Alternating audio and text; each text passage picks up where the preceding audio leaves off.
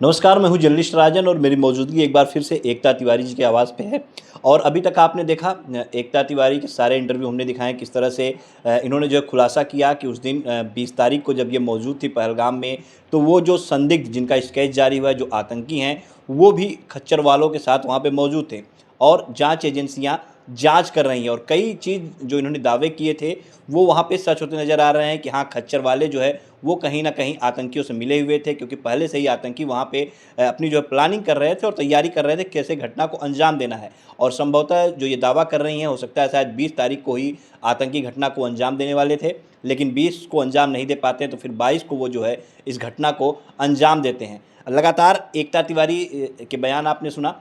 कुछ लोग इनकी प्रशंसा कर रहे हैं कि साहसी महिला हैं, अपनी टीम को जो इनके साथ लोग थे सबको वहाँ से बचा करके निकल करके आईं और आने के बाद इन्होंने मदद की है सरकार की, और ये बताने का काम किया है कि हाँ, जो आतंकी थे वो खच्चर वालों के साथ थे, जिस पे जांच एजेंसियां जांच कर रहे हैं। वहीं कुछ लोग लगातार सवालिया निशान भी खड़े कर रहे हैं कि क्यों ये जो है 2 दिनों बाद जब घटना हो जाती है तब खुलासा करती, पहले नहीं बताती हैं। हालांकि उसको लेकर के हमने एकता तिवारी से भी बात किया था और इन्होंने सब कुछ बताया कि आखिर उस दिन कैसे नेटवर्क नहीं था और क्या इन्होंने समझा, इनको नहीं समझ में आया कि हाँ, इतनी बड़ी कोई घटना की प्लानिंग हो रही होगी और इनके साथ जो टीम की लोग थी वो लोग भी इनका मजाक उड़ा रही थी, जिसके चलते जो है ये वहाँ से निकल आए। लेकिन आने के बाद इन्होंने सपने में भी नहीं सोचा था कि इतनी बड़ी घटना वहाँ पे जो है आतंकी अंजाम दे देंगे। अभी तक कोई और जो है कैमरे के सामने नहीं आ रहा था, कोई और कुछ नहीं बता रहा था, लेकिन एकता तिवारी के हस्बैंड हैं, आज पहली बार ये कैमरे के सामने आए और पूरी घटना में जो आपने खच्चर वाले की तस्वीर देखी, जो लगातार एकता जी दिखा रही थीं, जो लगातार वायरल हुई, जिसके बाद खच्चर वाले को पकड़ा गया, वो तस्वीर खींचने वाला कोई और नहीं बल्कि यही है एकता के हस्बैंड जी। सर, आप भी उस दिन थे, 20 तारीख को साथ में आप भी ट्रिप पे गए हुए थे। क्या कुछ हुआ था उस दिन, ज़रा साहब भी बताइएगा? सर एक्चुअली में हम लोग वैष्णो देवी का प्लान किए थे कटरा घूमने का। तो कटरा वैष्णो देवी दर्शन किए, उसके बाद हम लोग प्लान किए कि श्रीनगर में पहलगाम वगैरह और सोनमार्ग गुलमार्ग वगैरह घूमेंगे। तो 20 तारीख को हम लोग प्लान किए पहलगाम का। तो हम लोग बाई अपना ट्रैवलर एजेंसी के थ्रू हम लोग पहलगाम पहुँचे। तो हमको वहाँ पहुँचने का हमने 20 लोग थे, तो 20 लोग करीब 70 खच्चर किए हम लोगों ने। 17 खर्चा करने के बाद हमने आरू वैली के लिए पूछा, बेलता वैली पूछा, वो लोग क्लोज़ हो गया है, वहाँ से अभी आप जा नहीं सकते हो, बट आपको बैसन वैली अब जा सकते हो। तो बैसन वैली के लिए हम लोगों ने बोला कि नाम तो अच्छा लग नहीं रहा, बोले कि नहीं मिनी स्विट्ज़रलैंड वगैरह है वो, तो आप वहाँ जा सकते हैं। तो हम लोगों ने प्लान किया, ठीक है चलो चलते एक बार, अब एक ही ऑप्शन बचा है हमारे पास तो वहाँ जाने के लिए। तो हम लोगों ने 17 खर्चा कर लिए। करने के बाद हम लोग रास्ता जब ट्रैवल कर रहे थे बीच में, तो रास्ता बहुत ख़राब है वहाँ का। वो एक घाटी से होकर रास्ता जाता है, वहाँ पर कोई गाड़ी चलती नहीं है। तो मिसेज़ को और हम लोग सब खच्चर में बैठ चुके थे। मेरा जो खच्चर वाला था वो थोड़ा-सा 50 मीटर आगे और इसका थोड़ा-सा 6 घोड़े पीछे था। तो हम लोग वहाँ पर जब रास्ते में जा रहे थे, तो मिसेज़ वाला जो खच्चर वाला था वो उससे बात कर रहा था कि आप कुरान पढ़ा करिए, कुरान आप उर्दू में है तो हिंदी में भी है, और आप किस धर्म को मानते हो और आप कहाँ से रहने वाले हो? तो उसने बोला जयपुर से। वहाँ पर वो अजमेर शरीफ भी है, वहाँ भी जाया करिए। तो आपके में कितने हिंदू हैं, कितने मुस्लिम हैं? तो उसने बोला कि हमारे में अभी जो है सब 4-5 लोग जो हिंदू हैं, बाकी मुस्लिम लोग हैं। तो बोले कि अच्छा, अच्छा आपके फ्रेंड्स वगैरह वो लोग वहाँ भी कुछ मुस्लिम्स हैं, तो आपके धर्म को मानते हो? बोला हम दोनों धर्म को मानते हैं। तो ऐसा, बट वो लोग जो खच्चर वाला था वो क्या कर रहा था, बार-बार अपना जो जूते में वो एक मोबाइल छुपा के रखा हुआ था।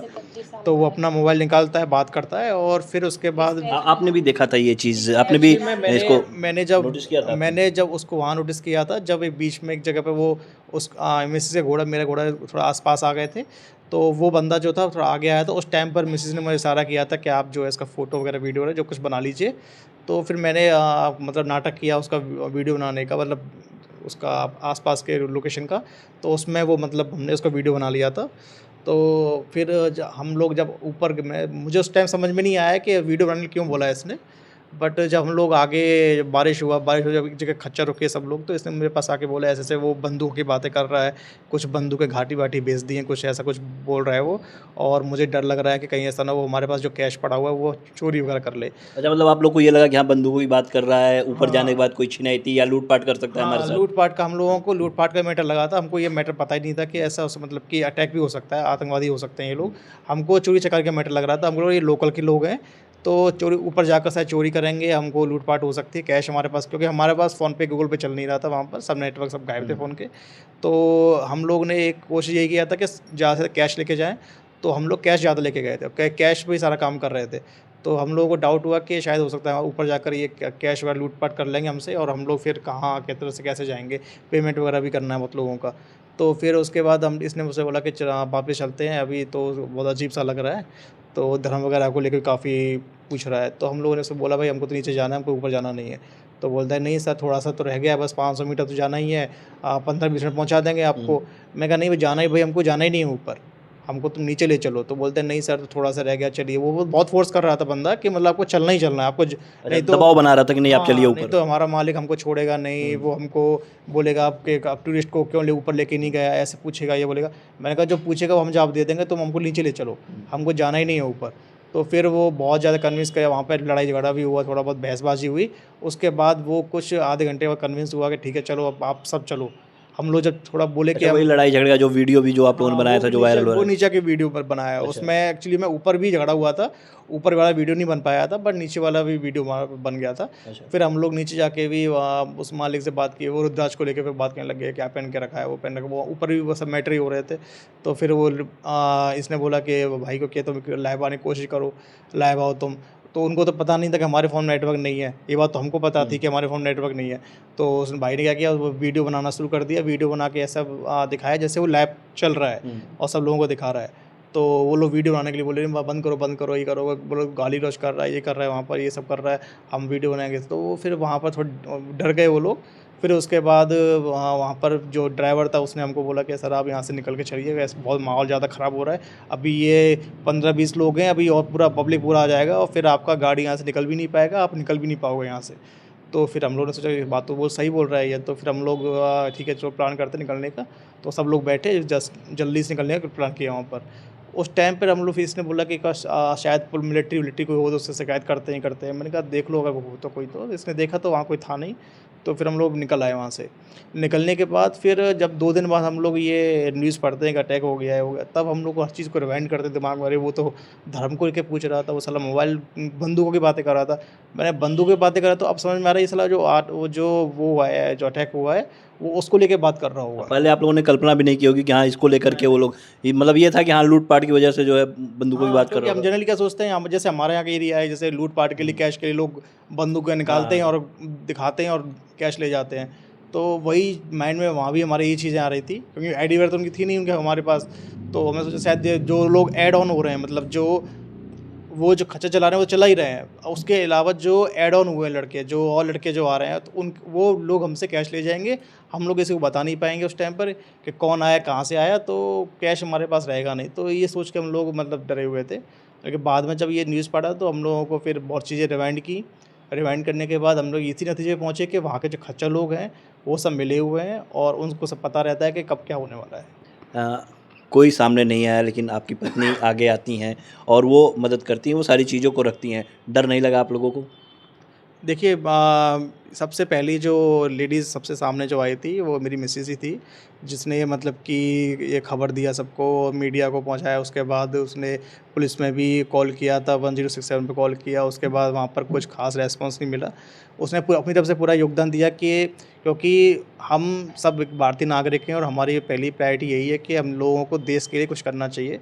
तो इसने बोला कि चाहे भले कुछ मुझे कुछ हो, बट मैं देश के लिए तो कुछ करूँगी।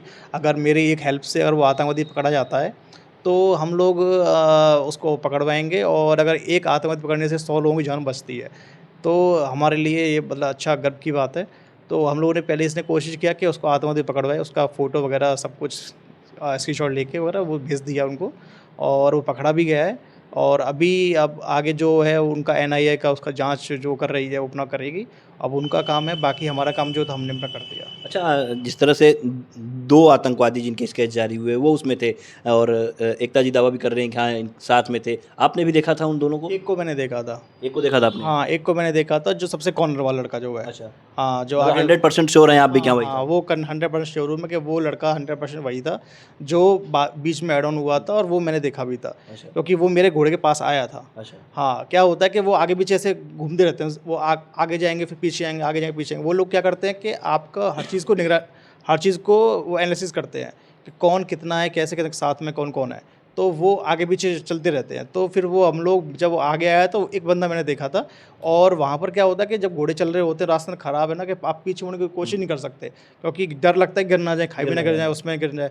तो हम लोग क्या बस थोड़ा बहुत मूवमेंट करते थे, उसमें अगर वो लोग थोड़ा मेरे पास आया जो इधर दूर था, तो उसको मैं उस टाइम देखा था कि वो एक बंदा जो सबसे कॉर्नर वाला है, वो 100% वही था।